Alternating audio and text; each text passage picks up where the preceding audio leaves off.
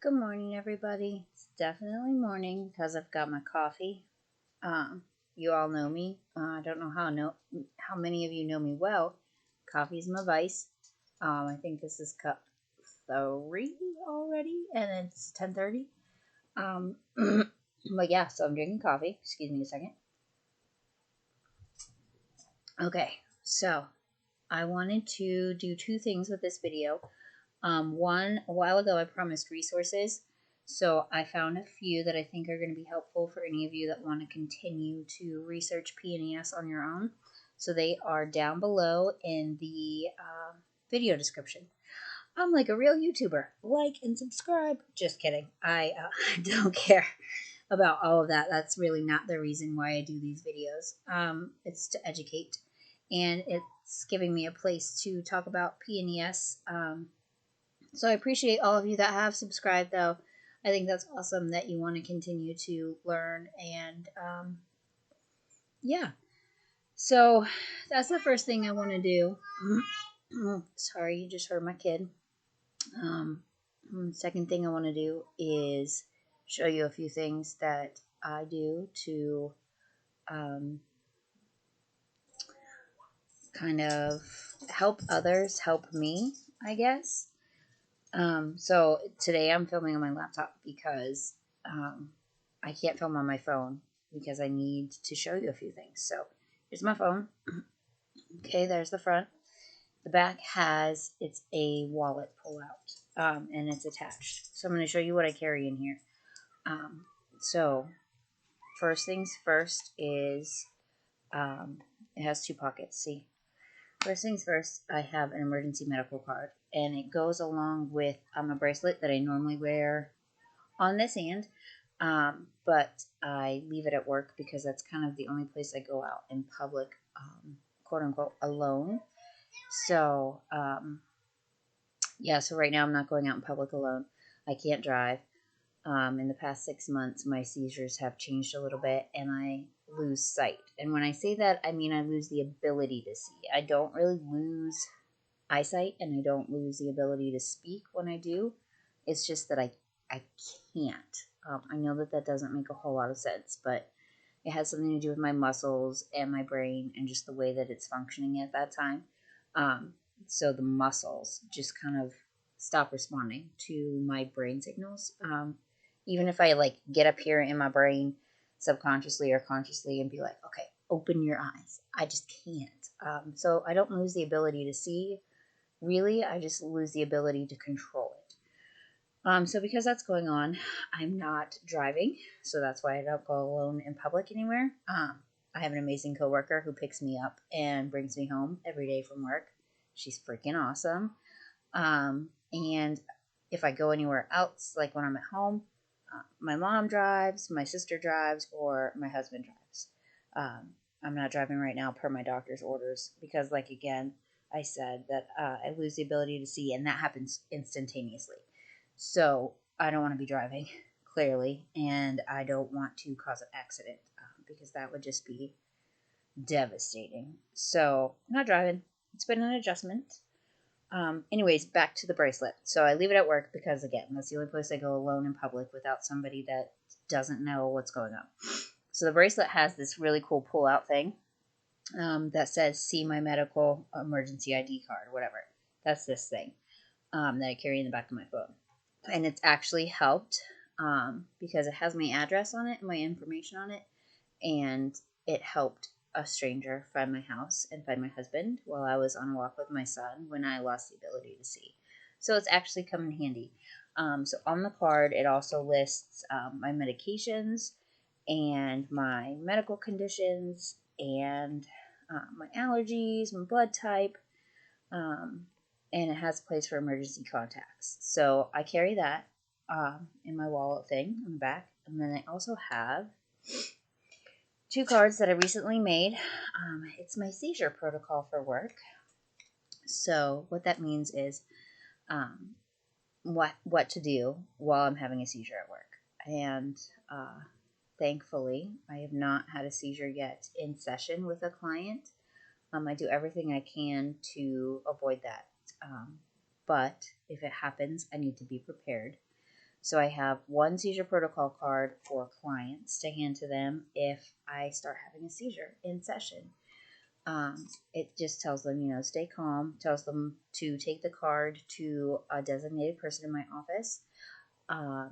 And then that person just knows where to go from there, because that person also has a different seizure protocol card, and it explains, keep the client calm, help the client kind of get out of the building in a calm state, and then to come check on me, and then a few other things for them to do.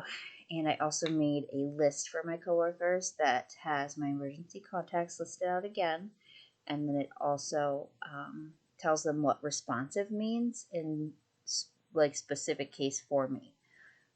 So people with PNES typically do not need emergency medical services or to go to the hospital when they're having a seizure, typically.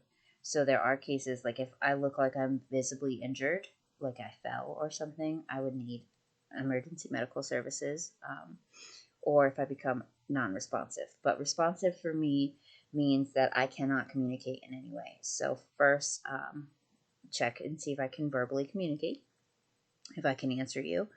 If I can't do that, try and get me to do some non-responsive. So like blink my eyes or nod my head, those kinds of things. And then if I can't do either one of those, see if I can squeeze your fingers. So like if you give me one or two fingers and I can squeeze, then that means I'm still responsive. I've only had one instance so far where I was non-responsive, and EMTs had to be called, and that's a different story. It's kind of what I alluded to in the very first video. I'm not ready to tell that story yet because I don't think it has an ending yet. I'm working on it. So, yeah, EMTs were called because I couldn't open my eyes. I couldn't talk. At the very, very end, when EMTs finally showed up, I was able to squeeze my mom's fingers. So, yeah. So, anyways, that lists out for my coworkers on the thing. Like, if I'm unresponsive, here's what to do. But other than that, I just ride these things out. And it can be anywhere between 15 minutes to an hour or more. Just depends on how severe the episode is going to be. Yeah. So I don't know if any of you have any questions about anything. I know that my mom has been fielding questions since a lot of her coworkers saw the news segment that was done. I'm banking that most of you have probably seen the news story as well. I did share it on my Facebook, and I feel like that's where a lot of you found my YouTube channel. Anyways, that story was when the stranger had to use my card to find my house, and then two college students actually helped us. So, and I didn't tell that story to tell it for me. I reached out to the news to tell that story because I wanted people to know that there are still good people in this world.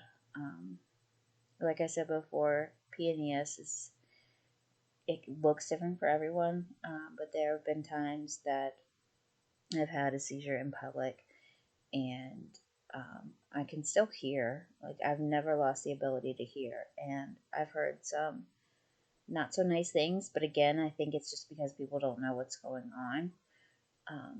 And I've been helped before by one other person in public, so got a total of 4 strangers that I will never ever forget, that have helped me in my life, and 3 of them I know, and one is just an angel, that God gave at the perfect time, for my son and I.